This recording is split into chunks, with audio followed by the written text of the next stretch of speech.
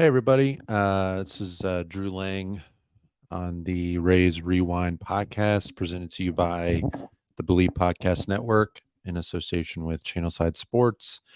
I am once again solo podcasting it today.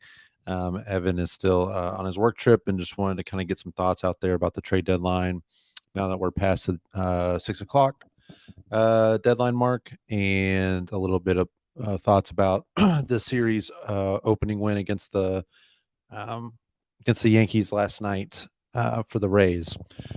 So the Rays today didn't make any big moves. Didn't make any big moves other than the Savale trade yesterday, and so we kind of talked about that a little bit more.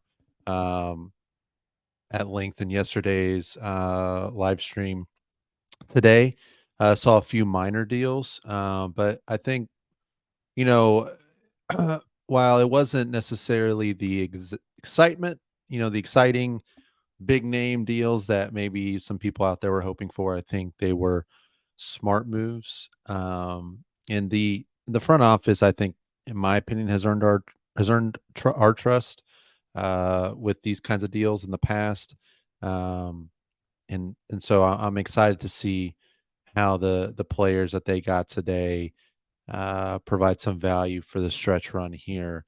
Um, so a quick recap of what happened. The first trade that went down, if I remember timing wise, small trade with the Cubs. The Rays traded relief pitcher Josh Roberson. They were able to get back Adrian Sampson and Manuel Rodriguez from the Cubs.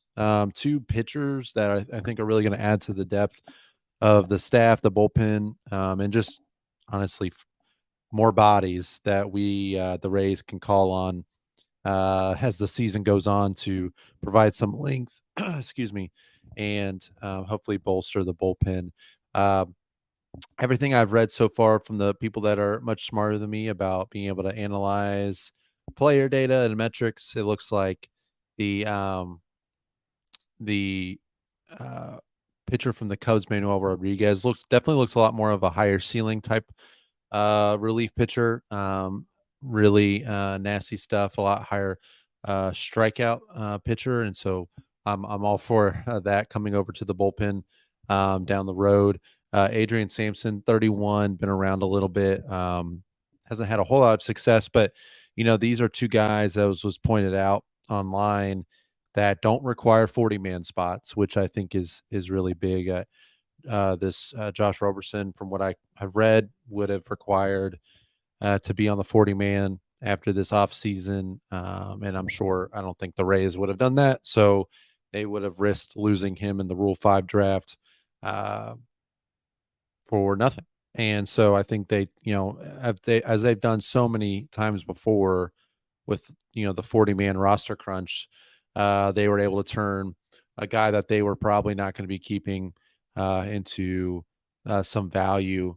In addition to, not having to put them on the 40-man, they also were able to receive some international cap money, excuse me, some bonus pool money for international signings, which is, you know, more money the better, right? So hopefully that, this is one of those trades.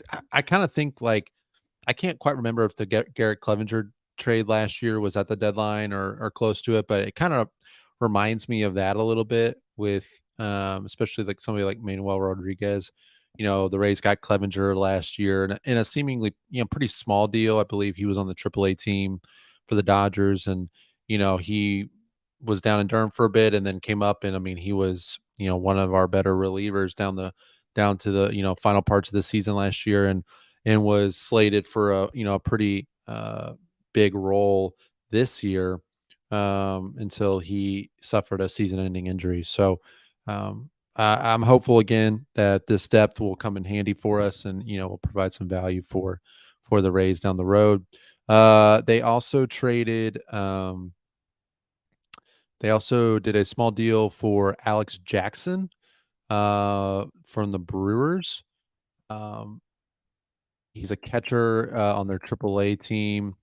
They the Rays gave up Evan McKendry, a AAA pitcher from Durham. So uh, one of the Rays. If you read Topkins articles and read what was being put out there about the Rays for trade deadline, obviously pitching was the number one priority, and then you saw some comments from front office that they were looking to upgrade a catcher if possible, and that was reported today too that the Rays were in on catchers. The problem is that the catching market is just really thin, not a whole lot of options, unless you wanted to break the bank for somebody like Salvador Perez, which even then he's got a full no trade clause, and it just always seemed really unlikely that Kansas City would actually ever trade him.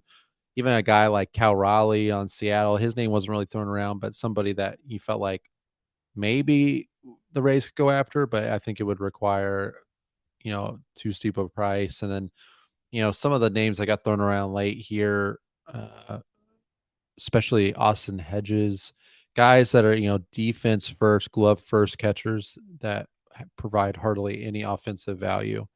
Um, and so there wasn't much out there. So for the Rays, I think to go, probably not their first option, I would imagine, as far as getting some catching depth. But to go get a guy who's, a bat first catcher is exciting because, as any Rays fan knows, if you've been a Rays fan for any length of time, really, unless you just became a Rays fan in 2021 with Mike Zunino crushing the ball, uh, the catching position, right, has just always been a black hole. And Bethancourt and Mejia at times have been really good, but over the long haul of the end of last year and this season, it's just really been tough to get a whole lot of value out of that tandem. I believe their combined WAR is maybe zero point 0.5, and so they are not cutting it. Also, with Mejia being on the injured list now for several weeks, it's a position that if we're going, if the Rays are going into the stretch run with Bethancourt and Rene Pinto, it's definitely not a position of strength. Let's put it that way.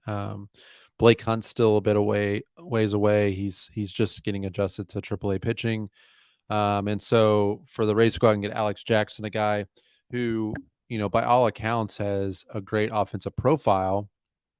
Um, somebody that can hit for power. I think I read earlier today he had 60 or 70 grade power, is really exciting.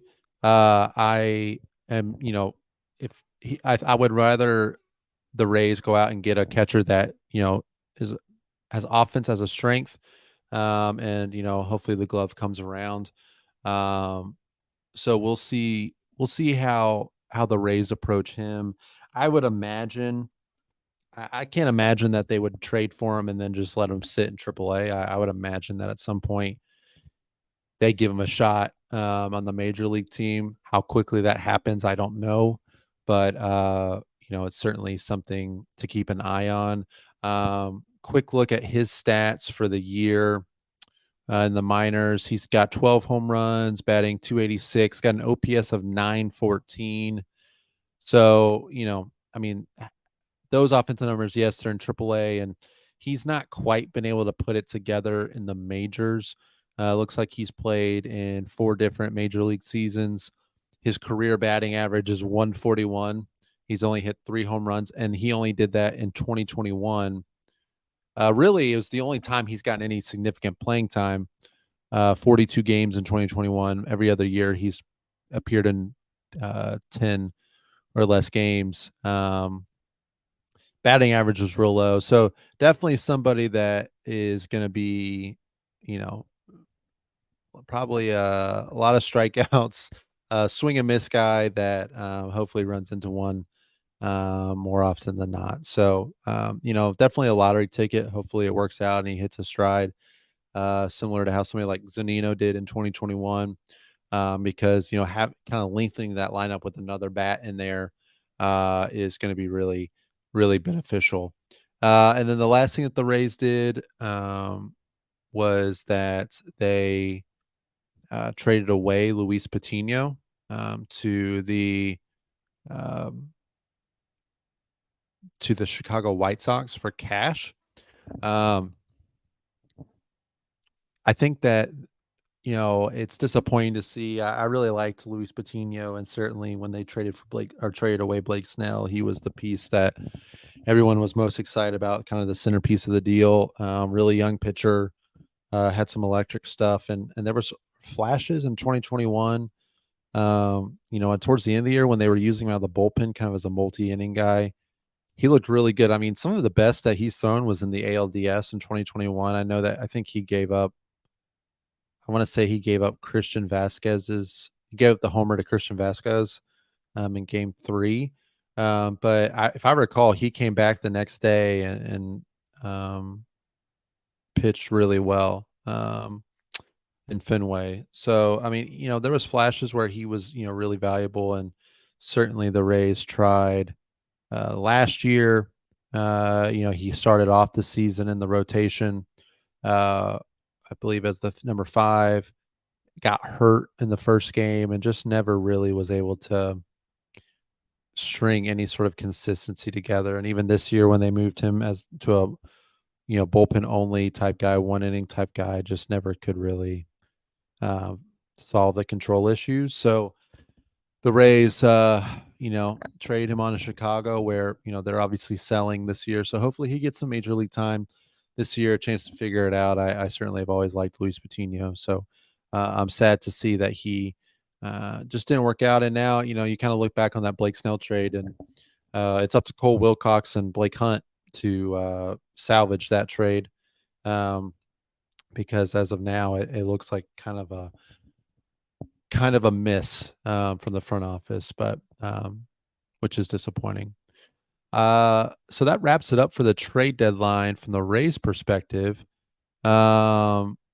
It looks like I'm just looking through trying to find divisionally with the American League, Justin Verlander going to the Astros seems to be the deadline for getting players back to their old teams. With Kendall Graveman and Justin Verlander going to the Astros, obviously makes the Astros a stronger team. I'm kind of out on Verlander this year. I don't know. I haven't watched a ton of his starts, so this is probably not the most informed take, I guess. But it just seems like what I've seen, and I would have a hard time believing that he's going to be as strong as he was as a Cy Young contender with the innings he had to pitch last year. The fact that he's 40 years old, I certainly think it definitely boosts the Astros in the short term, but not something that I think. I don't necessarily think it catapults the Astros to being the favorites in the American League, but certainly something nice to see for them from that perspective. The Baltimore Orioles went out and got Jack Flaherty. Jack Flaherty has shown signs of being better this year. He's been overall struggled. To be honest, I was worried the Orioles were going to really go big and get a big starting pitcher like a Dylan Cease or even a Verlander, to really, I think, to really give a big boost to to their rotation, because their rotation just needs, on top of guys pitching more innings, projected to go way over career highs in innings. They just, they really need depth, and they really need some additional arms. And so for them to go out and get Jack Flaherty makes a lot of sense. You knew that they weren't going to go into the deadline and come out of the deadline without getting a pitcher. I think from a Rays fan's perspective, getting Jack Flaherty is probably best case scenario for the Orioles, from my perspective, as far as I don't think that necessarily is a difference maker. I, I don't think it separates them at all. I don't really think it. I mean, it certainly helps, but I just don't. I don't look at that as like, oh man, all right, well, their pitching problems are solved. Um, so it'll be interesting to see how he fits in with the team. I think, just as a note on the Orioles, I think they are headed straight for a breakdown here in late August and September, just based off the workload that some of these guys are having to go through. They are Felix Bautista and Cano, they are they are running those guys ragged. So we'll see. We'll see what happens with the Orioles, but still a game and a half up on the Rays. Got to tip your cap to them. They're doing great this year. I trying to think anything else. Oh, one other note on the deadline. I think just quick note on the New York Mets. I'm really impressed with their willingness to turn things around quickly, to kind of shift gears and go from a team that's just buying and giving up all this money to using their money and selling and using their money to get better prospects in trades and buying down, the contracts. Honestly, I think it's really smart on their part to use their money like that. They're replenishing their farm system. They're adding more talent. And so that, I think in a year or two, they're going to be, I think, contending again. And I think it's really shrewd. I think it's really a big, I think it's shows a lot of awareness, a lot of self-awareness about who that team is, the mistakes they made going into this year, and what they need to do in order to improve. I think you contrast that with a team like the Yankees, where, they go out and get Kenyon Middleton from the White Sox, and that's it. I don't think they know what they're doing. They got a bunch of older players that are weighing them down right now. These contracts that they have, and they're just kind of sitting by, hoping that things turn around. And I think what the product they've shown on the field this year is inconsistent at best, and I think most likely a team that's not good enough to make the playoffs this year. Uh, Especially if Aaron Judge isn't fully healthy and able to carry them like he did last year. Um, so good on the Mets for cutting bait with some of these uh, higher end players that are, making a ton of money, and getting some bigger prospects to help replenish their farm system. All right. Last thing is the Rays won yesterday in the Bronx. Really encouraged. A lot of the same stuff from Sunday. A lot of the same, really, it was a lot of the same people. A lot of the same people that contributed to the wins over the weekend against and that really did well in Houston. Brandon Lau keeps it going with a homer. Wander Franco, another homer. I can't remember the last time he's had 2 home runs in a span of 3 games. So that's just great to see. Those guys showing the power. Then Isak hitting another homer, and Josh Lowe. These guys carrying over their good series from Houston, and contributing really well to the win yesterday. Great pitching from Tyler Glasnow.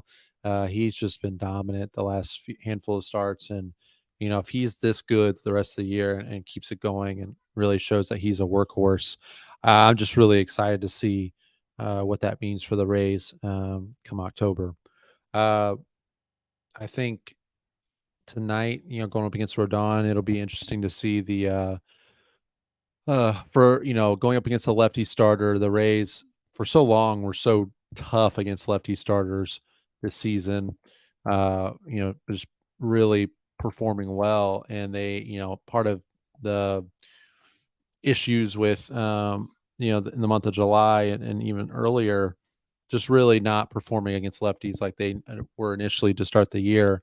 So against a guy like Carlos Rodon, who's a big strikeout guy historically, coming back from injury, and had a kind of still finding his footing. It seems like at the Yankees, hasn't really had any start that makes you think, wow, he's looked really sharp.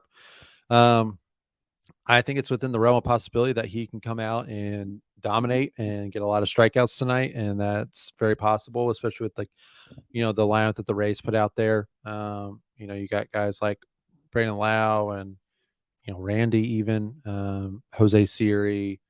Margot's been striking out a lot this year. Bethancourt, there's a lot of strikeout guys in this lineup. And so I think it's possible Rodon comes out and, racks up the strikeouts. Um, I do think, though, that the Rays are finally back to being the team they were in the first half, the non-July Rays, and it's August 1st, so it's not July anymore. So I expect, the Rays to keep things going. They just look a lot looser. They look like they're having a lot more fun. Of course, it's easier to have fun when you're hitting homers and winning some ball games, but I don't know, just the whole team, you're seeing a lot more smiles, just joking around, laughing. I think you were seeing that even on Friday and Sunday. Um, before they've kind of strung together, these last few wins. So I'm really encouraged by what I see from the team. Really hope that the Yankees mojo right now, their kind of vibe that they're putting out there is really bad. Team's playing terrible. They didn't do anything at the deadline. I would be shocked. I'd be interested to see if they come out with a bunch of energy tonight. Just given how things are going, I think this is a gettable Yankees team tonight for sure, even with Rodon going.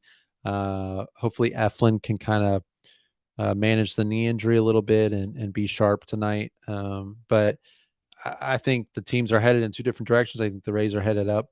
Yankees kind of trending downward. And so hopefully this continues. This continues tonight with another win. So that'll wrap it up. Appreciate you guys listening and anybody that did listen, and looking forward to tonight's Rays game. Go Rays, and we'll talk to you guys later this week.